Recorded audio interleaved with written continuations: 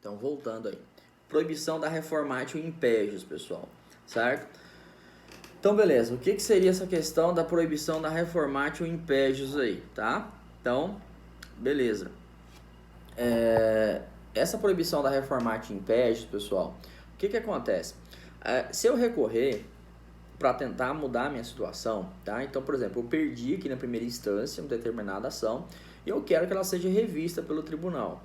O tribunal não pode piorar a minha situação. Se eu fui condenado, pessoal, em 10 mil aqui e recorri, o tribunal não pode me condenar em 20.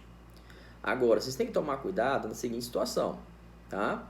Se ambas as partes recorrerem, então eu não concordei com a condenação em 10, tá? Achei muito. A outra parte não concordou com a condenação em 10, achou pouco.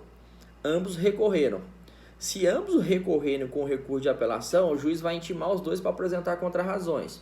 Quando apresentar as contrarrazões, aí o pau quebrar, meu filho, que aí coloca tudo à disposição dele, tá bom? Então, tanto pode acatar de um lado como acatar do outro, então tanto faz. Agora, o que é a situação? Pessoal, se apenas uma parte recorrer, o juiz não pode condenar ele a mais do que já está ali, tá bom? De maneira nenhuma. O máximo que pode fazer é manter. O máximo que pode fazer é isso, tá? Então, se eu não concordei com os 10 mil, recorri, o que acontece? O juiz vai fazer o que novamente? Deixar os 10 mil, tá bom? Vai deixar os 10 mil e falar, ó, é isso. Agora, isso não se inclui a questão da sucumbência, porque a outra parte vai ter mais trabalho. Então, a sucumbência pode piorar, não tem problema, tá? Então, porque é uma nova fixação, tá bom? Professor, como fica, por exemplo, no caso de julgamento do Lula, que após recorrer no processo teve a sua pena aumentada? Lá era penal, pode? Não, Daniel, olha lá o seguinte, ó, não é a mesma questão não é a mesma coisa do processo civil, tá, Daniel? Só que o que acontece? Lá não foi só a defesa do Lula que recorreu, também foi o Ministério Público. Então, o que eu tô falando foi essa situação, tinha ambos os recursos, tá? Tinha ambos os recursos. Só que a mídia só fala o recurso de quem? Só fala o recurso de quem? Da defesa, do Lula, porque é o que interessa. O que o Ministério Público faz ou deixa de fazer, eles não falam, mas o recurso for de ambas as partes, tá bom? Do mesmo modo, também não pode, tá? Lá. Então, eu não posso recorrer e o juiz querer aumentar a minha pena de maneira nenhuma, ele só pode diminuir ou manter como tá, tá bom? Diferente é se o MP recorrer. Se o MP recorrer, filho, ó, lá pra cima, tá bom? Então, lá teve recurso do MP, você entendeu? Com certeza. Você acha que o MP não vai recorrer para aumentar a pena? Mas nunca que o MP vai deixar, cara. Você entendeu? Se tem algum ponto que o Moro deixou apenas lá quando foi o Moro que sentenciou na primeira instância, se tem um ponto que o MP entende que pode ter mais pena, que o Moro não reconheceu determinada situação agravante ou outra questão lá, o MP recorre, bicho. Aí que eu tô falando pra vocês, que aí ele não tá analisando o recurso da defesa para piorar, ele tá analisando o recurso de quem? Ele tá analisando o recurso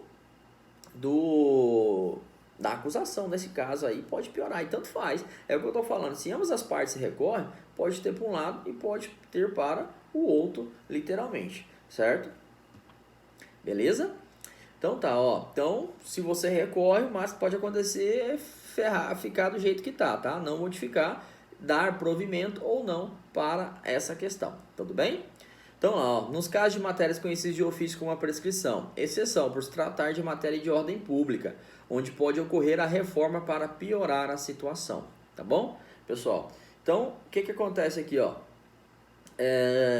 Se for essa questão de matéria de ordem pública, o juiz pode até analisar, né, novamente essa questão, enfim, tudo isso, mas tem que ser matéria de ordem pública. Se não for essa matéria de ordem pública, negativo, não pode mexer. Continuando. Nossa, já falei hoje, hein, gente? Meu Deus do céu, dei aula de manhã, dei aula à tarde, tô dando aula à noite.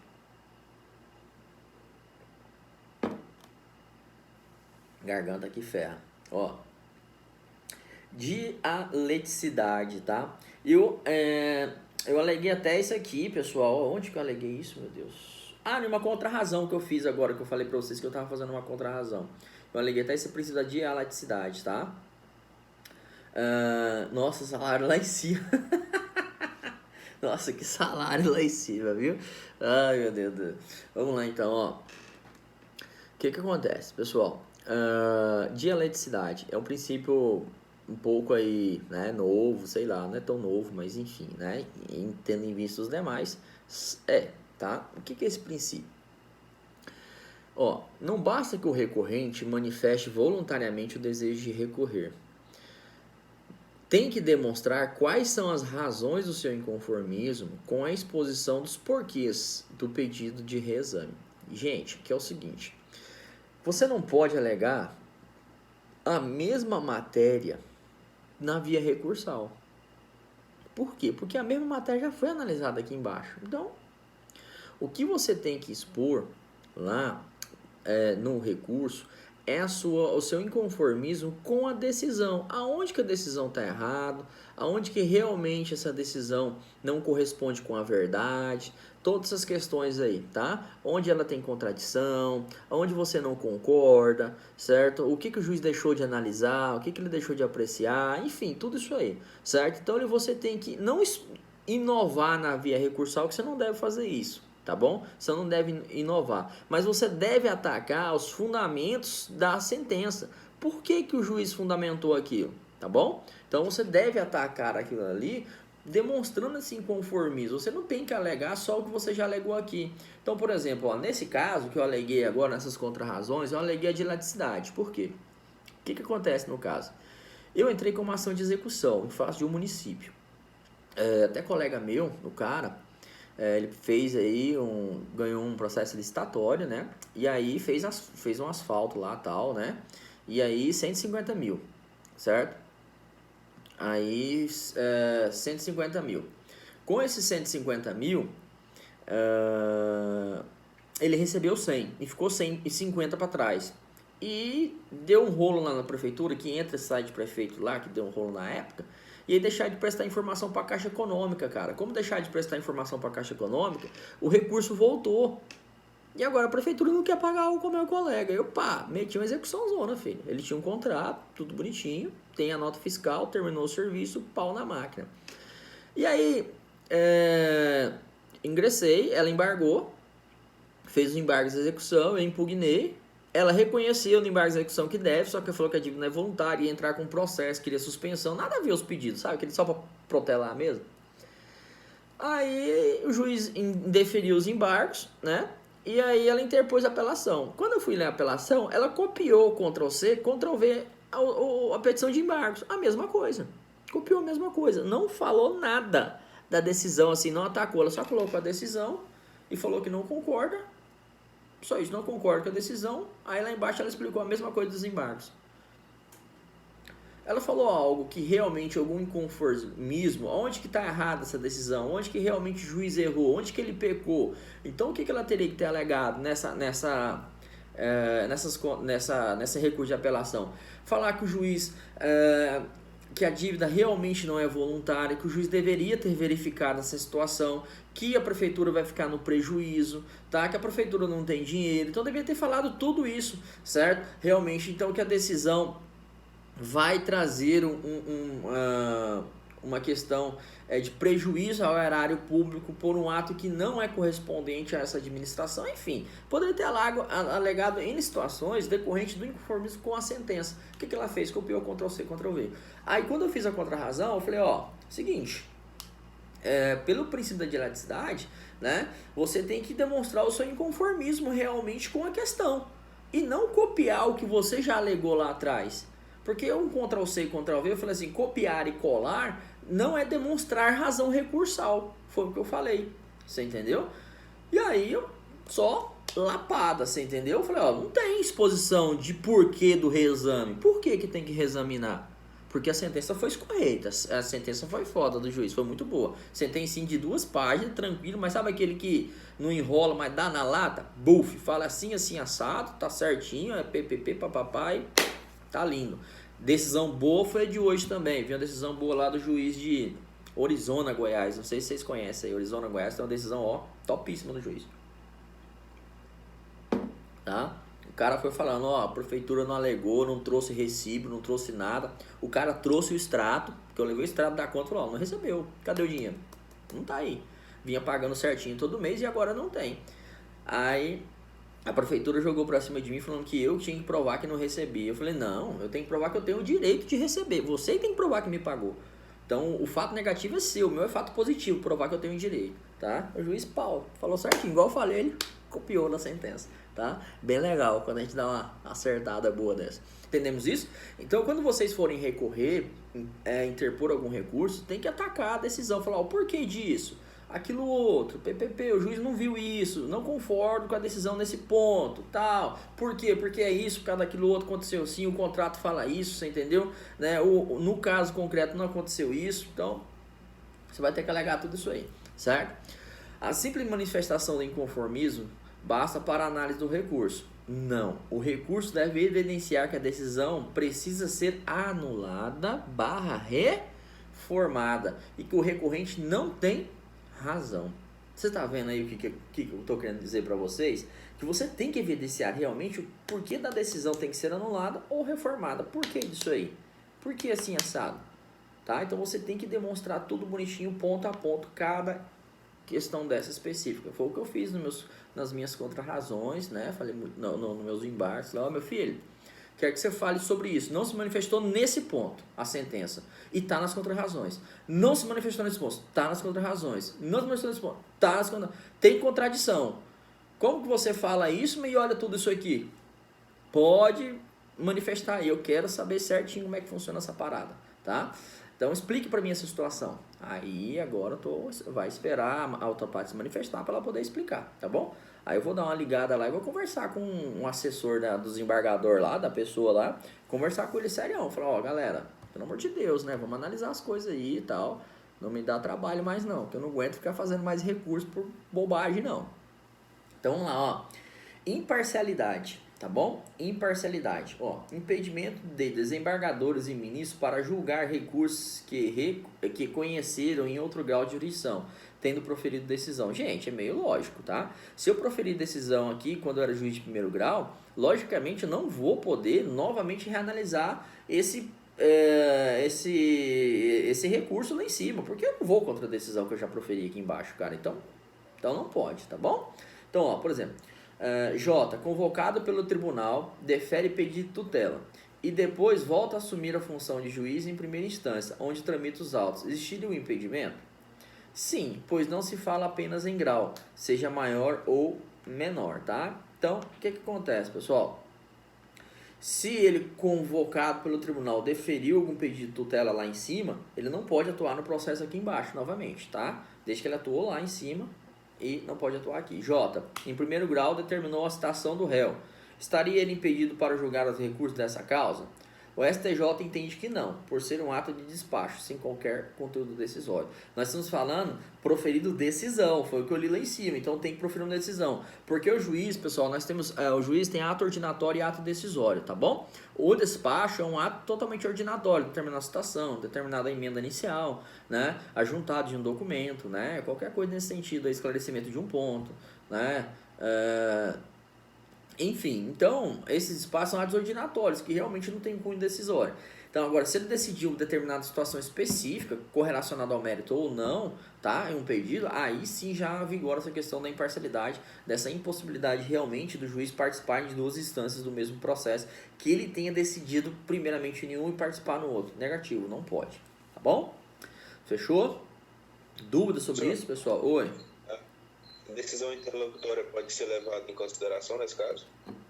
Perfeito, é uma decisão, com certeza. Com certeza pode.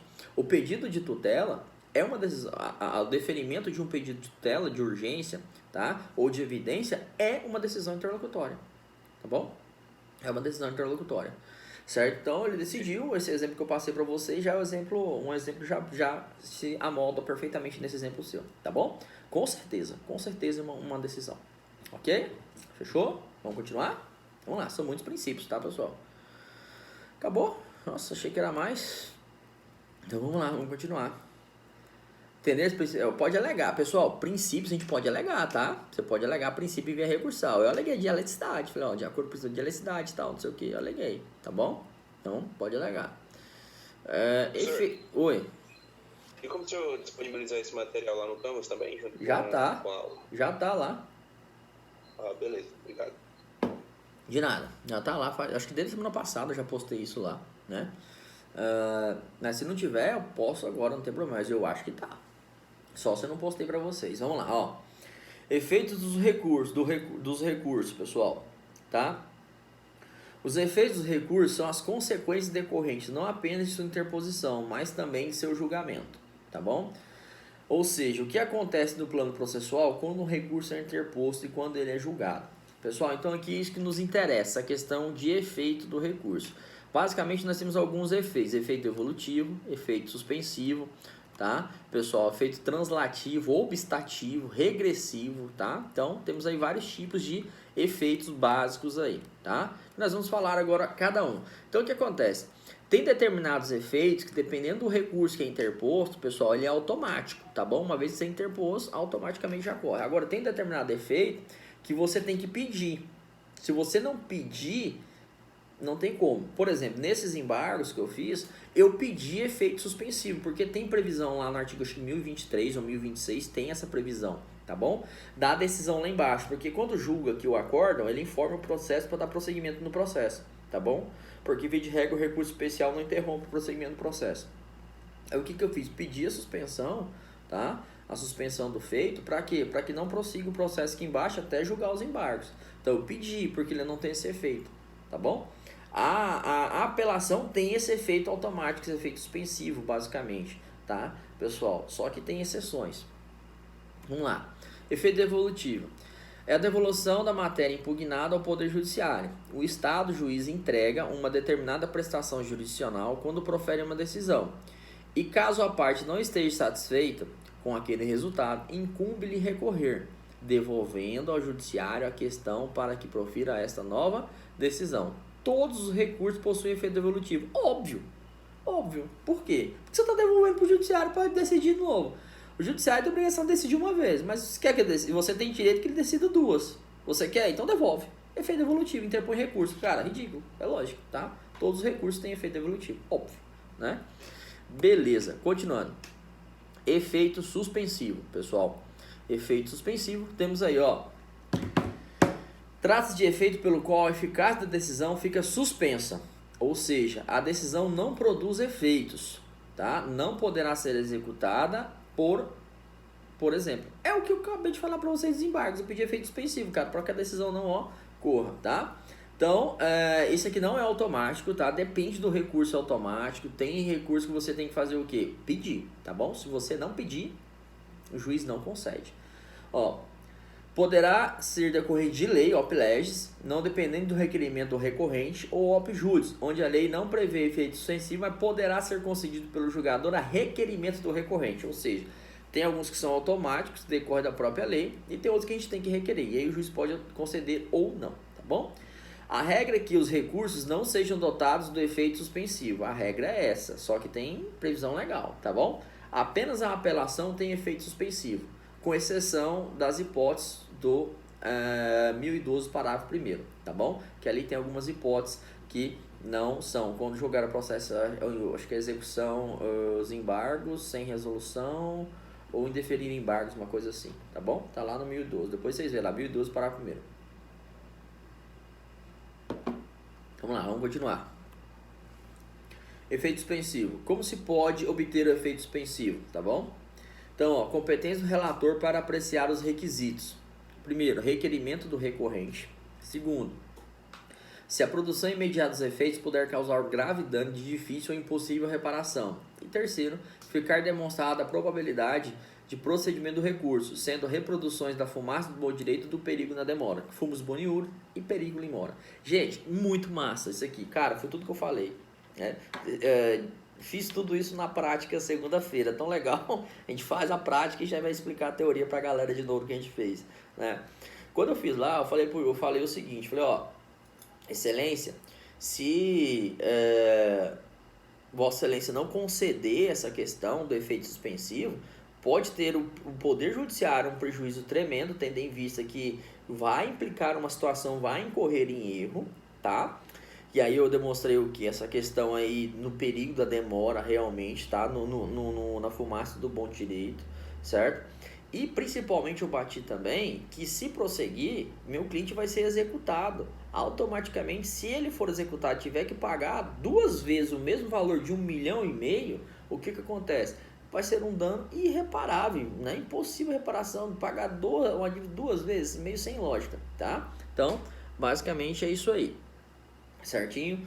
Então, pessoal, você tem que demonstrar isso. E vocês têm muita dificuldade enquanto acadêmicos, viu? Vocês têm muita dificuldade para fundamentar essas questões, certo? Quando vocês pegarem o processo civil 4, que vai falar de tutela de urgência e falar do procedimento especial, isso fica claro que vocês vão ter que fundamentar uma tutela de urgência, por exemplo, tá? A própria petição inicial, quando vocês vão fundamentar, realmente vocês têm muita dificuldade de fundamentação.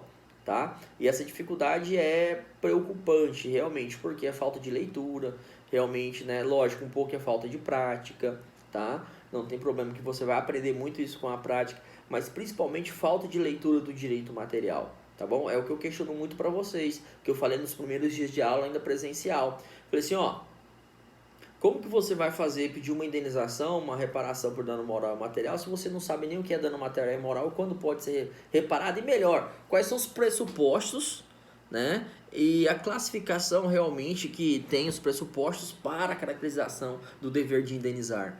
Então, você tem que saber dano, né? Causalidade, né? Se é objetivo ou subjetivo, se é subjetivo, culpa ou dolo. Então, você tem que demonstrar isso aí, tá? Pessoal, tudo bem? Então, é uma possibilidade para você requerer esse efeito suspensivo do recurso. É como se fosse, ó, fica quietinho o processo aí embaixo, vamos discutir aqui. Fica quietinho, por favor, tá?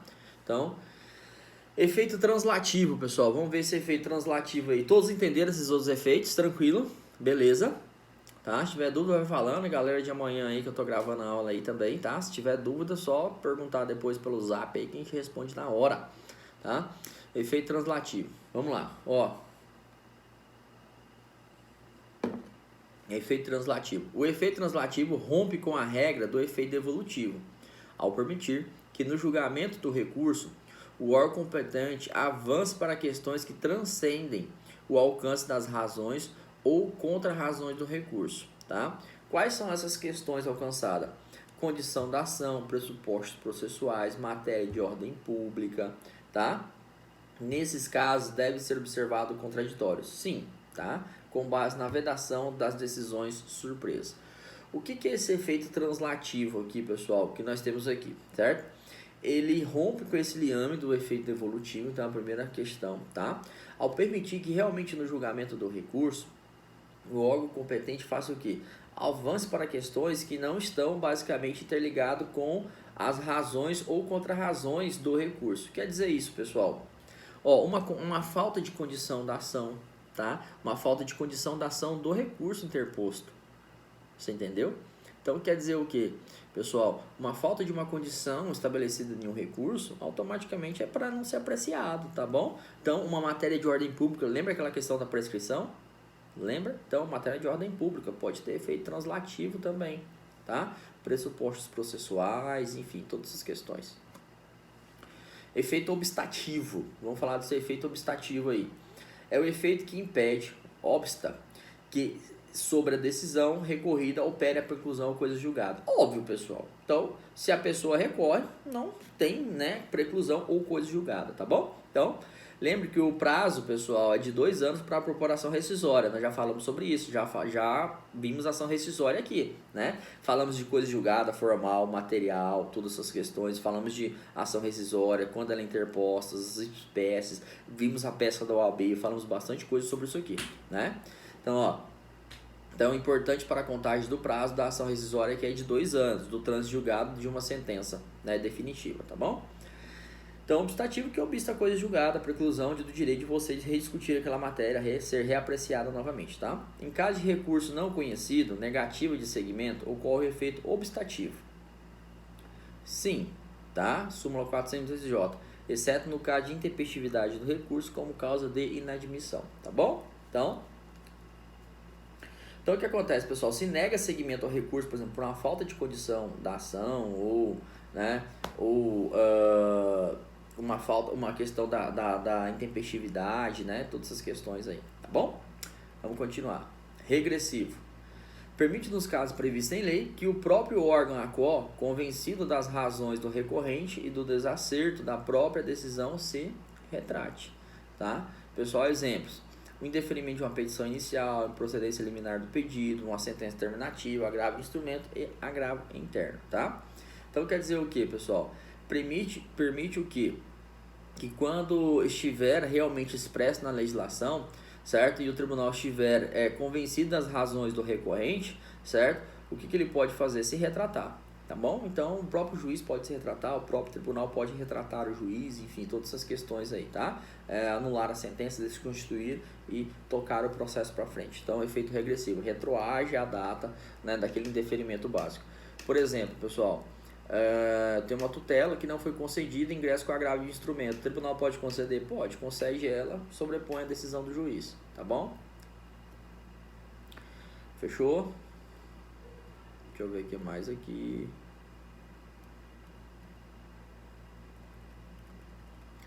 Que nos interessa. Que hora que é aí, galera? Que eu tô com o celular que tá ocupado. Deixa eu ver aqui, não dá pra ver, tá? Que hora que é? Deixa eu ver aqui, ver se dá pra gente fazer uma pausa aqui. Então tá, vamos lá. Vou dar uma pausa aqui, pessoal, do vídeo, dar uma pausa na aula também pra gente falar um pouco aqui, tá bom? E descansar um pouco a garganta também. Rapidão.